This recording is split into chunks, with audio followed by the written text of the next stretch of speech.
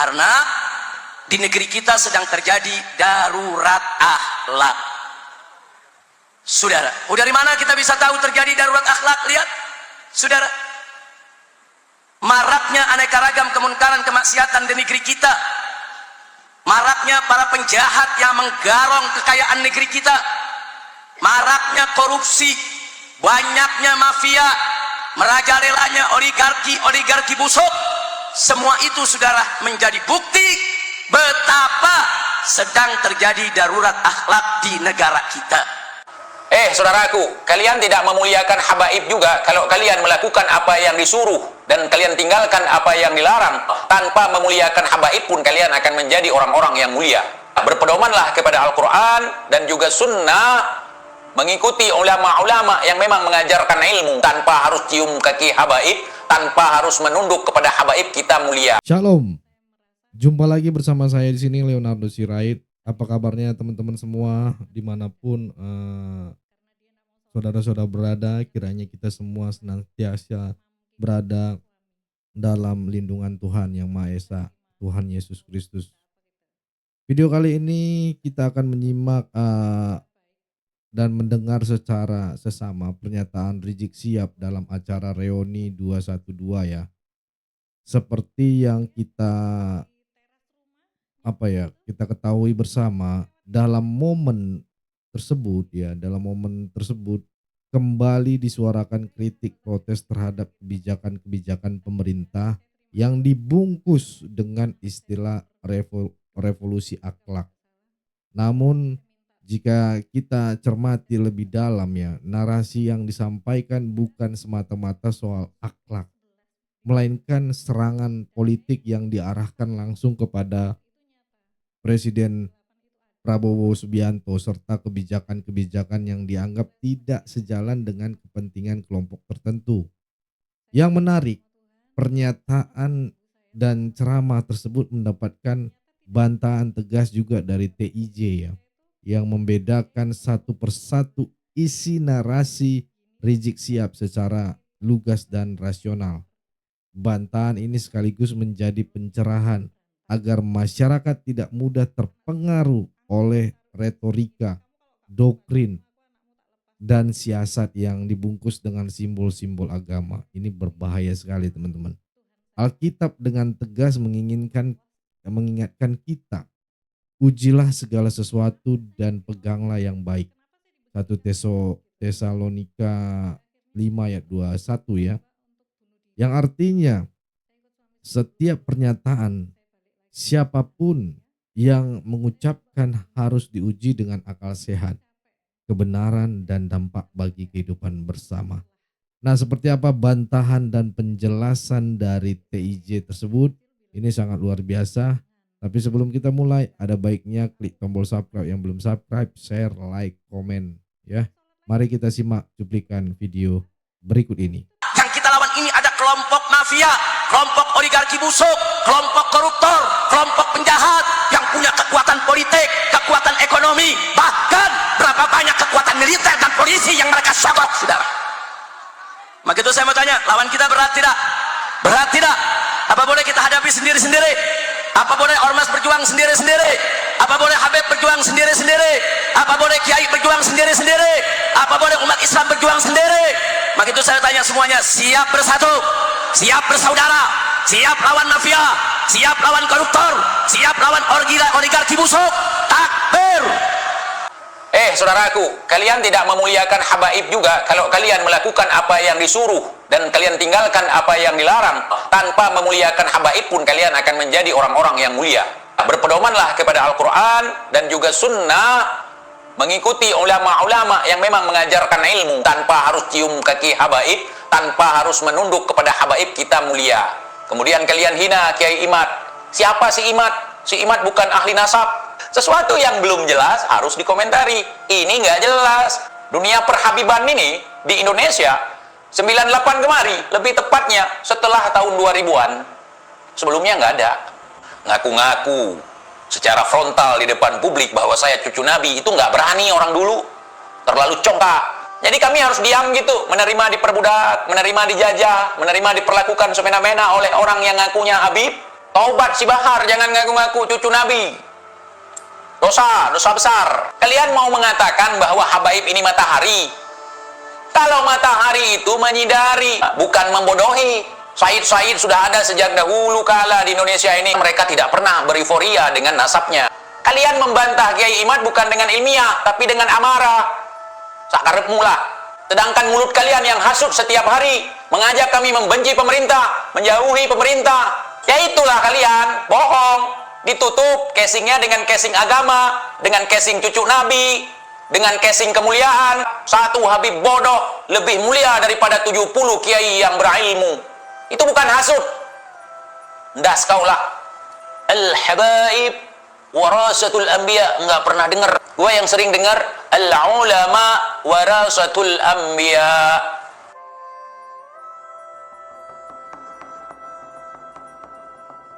Assalamualaikum warahmatullahi wabarakatuh. Sahabat TIJ dimanapun kalian berada, semoga kita semua selalu dalam lindungan Allah Subhanahu wa Ta'ala.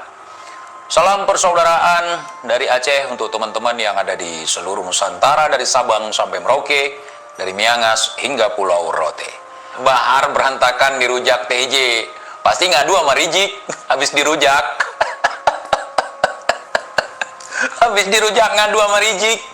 Woi orang lapangan, woi orang perang. Orang perang, orang lapangan. Mana orang lapangan? Diobok-obok sama Bung Lubis, diobok-obok sama TIJ, diam-diam baik, malah nampak kurusan sekarang. Katanya budak Bahar saudaranya Bang TIJ, benerkah? Dia kan cucu Nabi. Saudara dari mana? Ya, sebenarnya dalam hati si Bahar pingin menjalin silaturahmi dengan TIJ, tapi gengsi, saudara. Gengsi dia. Takutnya TIJ nggak nerima tawaran yang enggak. Soalnya waktu gua dijeblosin ke penjara, kan gua pernah ditawarin, kamu nanti belain kita, gitu katanya. Kata pengacara mereka. Nah, jadi gua memang konsisten. Keluar gua dari penjara, gua serang tuh Habib-Habib palsu kan. Gua nggak ingkar janji, gua penuhi sayang. Tukang siwak naik haji, oh jangan diungkit ke sana. Dia suka ngoleksi mobil mewah daripada naik haji. Jadi saya nonton live beliau tadi malam bawa backingan baru. Di situ ada seorang Al-Habib, ya, ada Habib di situ yang ngegas gitu ya. Jadi kita dengarkan apa kata beliau dan apa reaksi TIJ gitu ya. Siap ya? Kalian kan suka begitu. Oh, yang namanya abang tidak gila dengan sanjungan. Tidak gila dengan sanjungan. Kalian percaya? Gerombolan si Bahar katanya tidak gila dengan sanjungan. Gua kagak percaya. Gua nggak manggil mereka Habib aja gua di penjara. Gua bilang mereka Habib palsu, gua di penjara. Nggak gila dengan sanjungan katanya, saudara. Para habaib tidak gila dengan pujian. Kami para habaib tidak gila dengan ciuman tangan. Kenapa? Tidak gila dengan ciuman tangan, saudara. Tidak gila tapi doyan ya. Ya. Kami sudah dimuliakan sama Allah. Ente dimuliakan sama Allah. Hei, orang yang dimuliakan oleh Allah Subhanahu wa Ta'ala, nggak ada seorang pun yang berani untuk mengganggunya, apalagi menghinanya.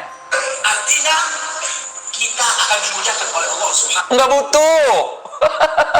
Cukup memuliakan Rasulullah Sallallahu Alaihi Wasallam, memuliakan segala makhluk yang ada di muka bumi ini.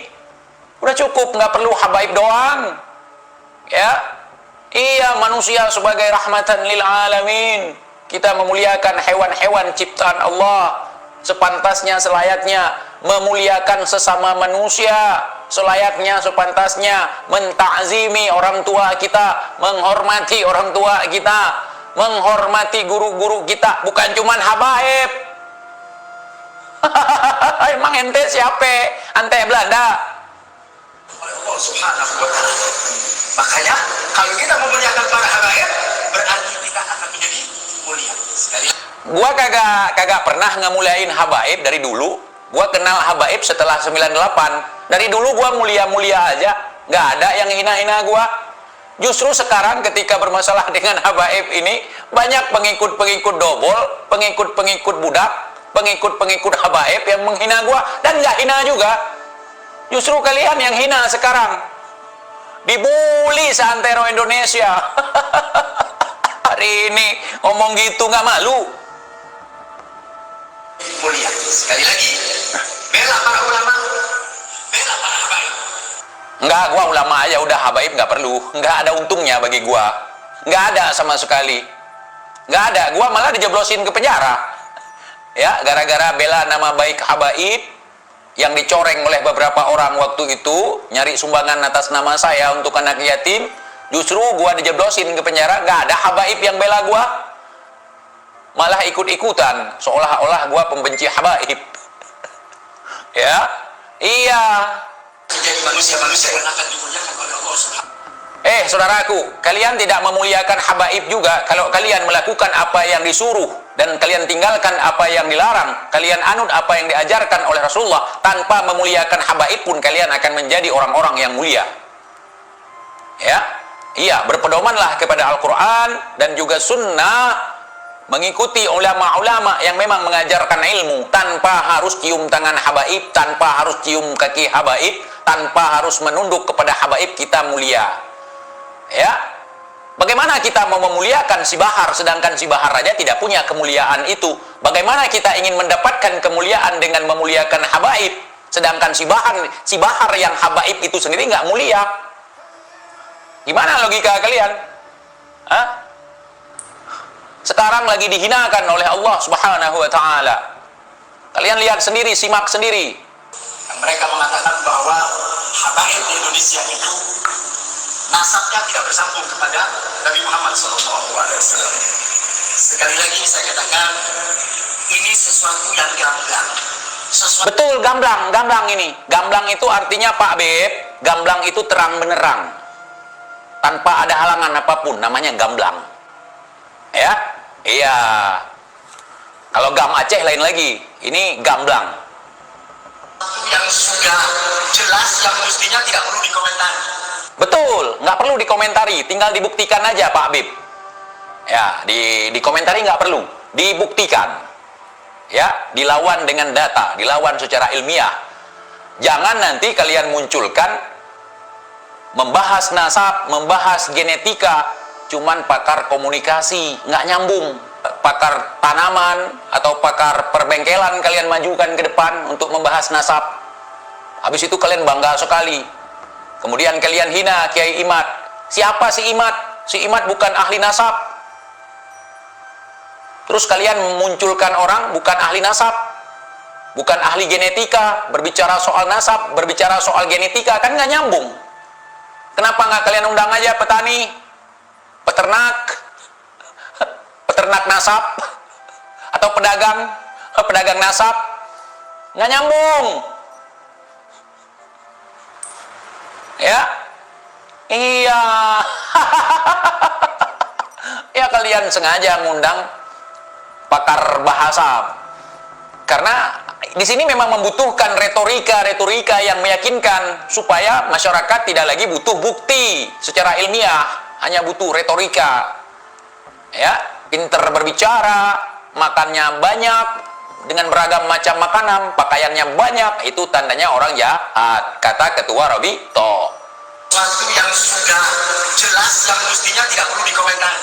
Kalau jelas nggak akan mungkin dipertanyakan, apalagi dikomentari. Misalnya Al-Quran, Sunnah, itu pun banyak perbedaan pendapat. Ya seharusnya nggak perlu dikomentari dong. Sesuatu yang belum jelas harus dikomentari. Ini nggak jelas. Sedangkan Al-Quran saja banyak terjadi perselisihan dalam memahami setiap penjelasan-penjelasan di dalamnya. Apalagi cuman Habib yang tenarnya sekitar 98 kemari. Sebelumnya kapan? Kami nggak pernah dengar. Ya, dunia perhabiban ini di Indonesia 98 kemari, lebih tepatnya setelah tahun 2000-an. Sebelumnya nggak ada, nggak masyhur di Aceh. seperti sekarang yang bisa jual jigong, ngaku-ngaku secara frontal di depan publik bahwa saya cucu Nabi, itu nggak berani orang dulu, terlalu congkak. Yang tidak perlu dikatakan di komentar lagi. Ya kalau nggak dikomentari, kalian melunjak, ngap. Dikomentari aja kalian nggak bisa jawab apa-apa, kebingungan. Jadi kami harus diam gitu, menerima diperbudak, menerima dijajah, menerima diperlakukan semena-mena oleh orang yang ngakunya Habib. Nggak nyaman bro. Indonesia sudah merdeka, dunia sekarang sudah maju.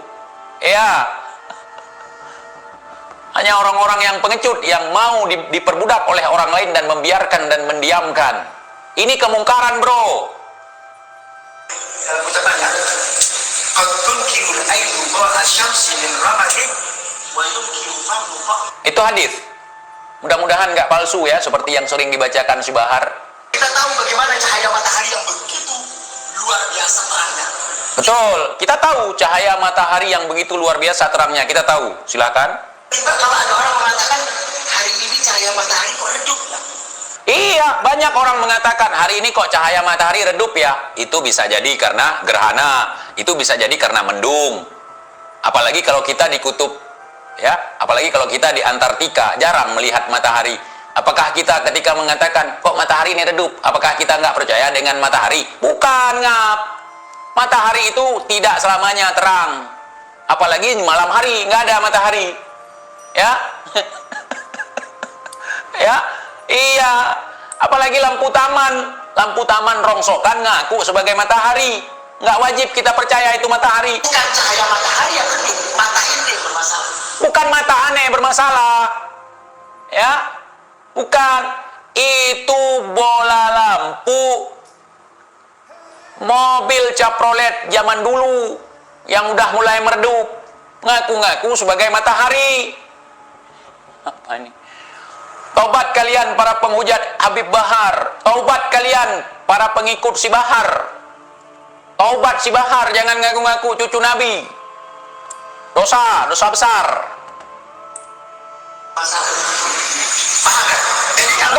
Nggak paham gua, Beb. Kalau ada matahari yang jelas-jelas memang dia menyinari bumi, kemudian ditutup oleh mendung, terus kita bilang kok matahari ini redup, itu nggak salah dengan mata kita. Terus ada gerhana, matahari kurang terang, tertutup,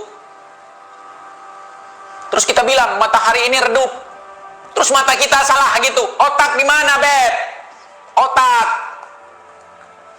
Otak di mana? Kalian mau mengatakan bahwa habaib ini matahari. Kalau matahari itu menyinari, bukan membodohi. Ya, bukan membodohi, tapi menyinari, tidak terbantah oleh siapapun kalau memang itu matahari yang terang. Jangan kalian samakan diri kalian dengan Rasulullah. Kalau Rasulullah jelas, itu engkaulah matahari, engkaulah rembulan. Anta syamsun, anta badrun. Itu nggak akan komplain kita. Lah si Bahar matahari, lubang matahari, bukan matahari. Itu ketinggalan zaman. Itu Ada orang sekarang mempermasalahkan habaib ketinggalan zaman. Enggak. Karena zaman habaib di Indonesia, saya lihat, zaman masyhurnya habaib yang naik mobil komodo, itu dari tahun 98 kemari, pasca reformasi. Sebelumnya kagak seperti ini. Ada orang-orang ngaku sebagai cucu Nabi, nggak ada sebelumnya. Ente udah tua, kenapa ente nggak tahu, nggak sadar? Aneh aja yang masih bocil, aneh tahu. Kapan itu habaib itu tenar di Indonesia? Ya iyalah, namanya juga KW, makanya kadaluarsa, bukan original. Said sudah ada sejak dahulu kala di Indonesia ini, nggak pernah kadaluarsa. Ya, karena mereka tidak pernah beriforia dengan nasabnya, nggak pernah lebay dengan nasabnya. Tidak ada seorang pun yang menafikan darah mereka. Kenapa sekarang jadi kadaluarsa? Karena kalian. Siapa kalian? demi Allah saya katakan, tidak yang ada. Bagaimana ilmiah sedangkan kalian tidak membantah secara ilmiah, teori ilmiah? Otak kau di mana? Udah tua padahal. Kau bilang kau mulia, gua aja berani ngolok-ngolokin kau hari ini, Beb. Temannya si Bahar ini. Hah? Bagaimana kau mengatakan teori Kiai Imad tidak ilmiah secara ilmiah sedangkan kau tidak membantahnya dengan ilmiah? Tolong, kalau ingin membantah sesuatu untuk menyatakan bahwa itu tidak ilmiah, maka harus dengan ilmiah. Kalian membantah Kiai Imad bukan dengan ilmiah, tapi dengan amarah.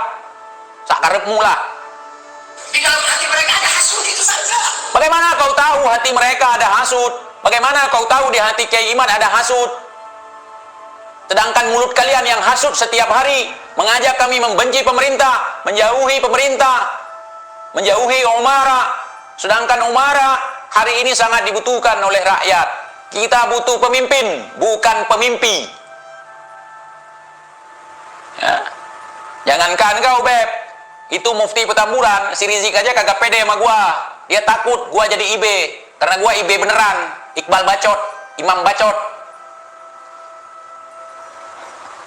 Cuman dikemas, ditutup, casing. Ya itulah kalian, bohong.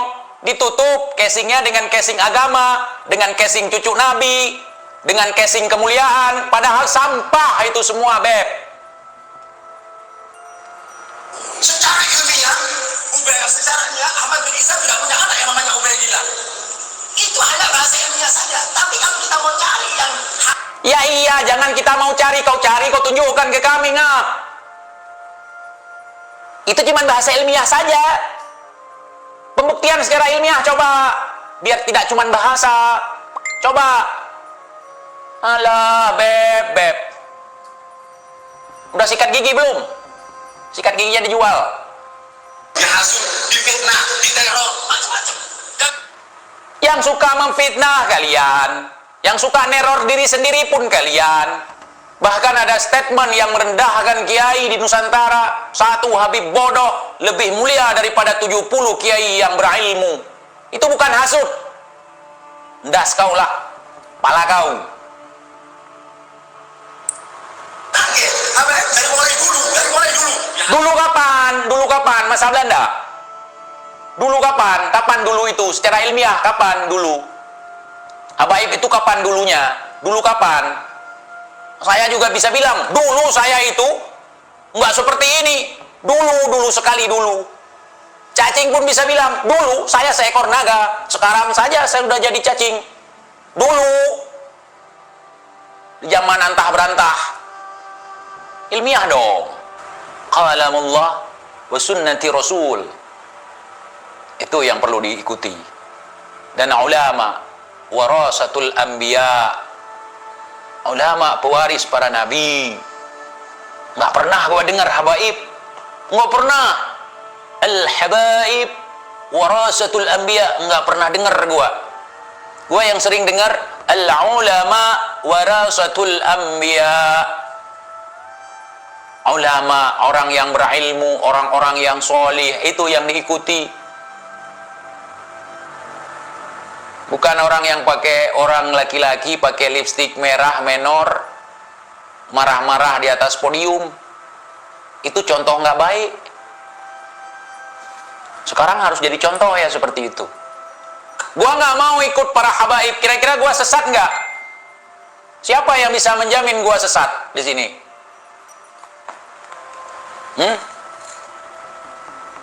Dan siapa yang bisa menjamin gua selamat kalau ngikut para habaib? Siapa? Mana buktinya secara ilmiah? Kalau seandainya kalian bisa membuktikan kepada saya hari ini bahwa mengikuti habaib itu selamat kita, tidak tersesat kita, gua hari ini juga ikut kalian.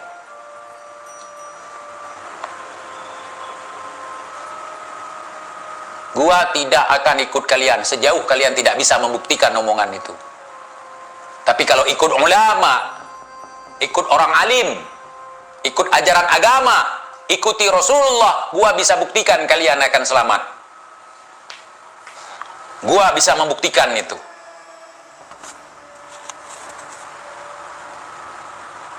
bisa membuktikan itu. Selamat kalian, dunia dan akhirat. Selamat. Karena jelas, ya, yang kita ikuti adalah ulama. Ulama yang mana? Ulama yang wara, bukan ulama su. Apa juga takut ntar lagi jadi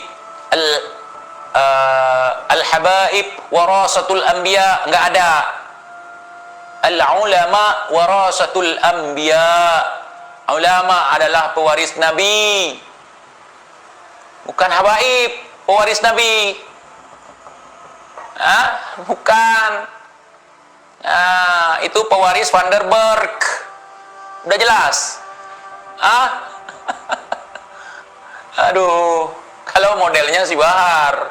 Itulah tadi beberapa komentar dan tanggapan dari TIY ya, yang membedakan secara tuntas sepak terjang serta narasi yang disampaikan oleh Rizik Syihab.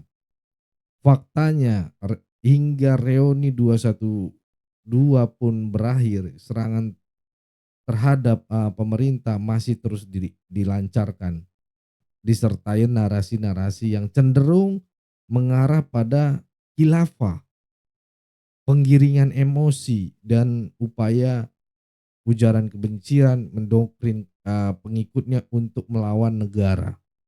Padahal ya, teman-teman, Alkitab dengan jelas mengajarkan berbahagialah orang yang membawa damai, karena mereka akan disebut anak-anak Allah. Ya, iman apapun latar belakangnya seharusnya menjadi alat untuk membangun, bukan memecah belah, menuduh, ya kan, menuduhkan, bukan menghasut, apalagi saling membenci, dan membawa bangsa ini pada kedewasaan, bukan konflik berkepanjangan. Sangat disayangkan ya, dengan Habib pemuka agama seperti ini, dan menurut saya ya kalian bantu komen lah dengan Habib yang satu ini ya.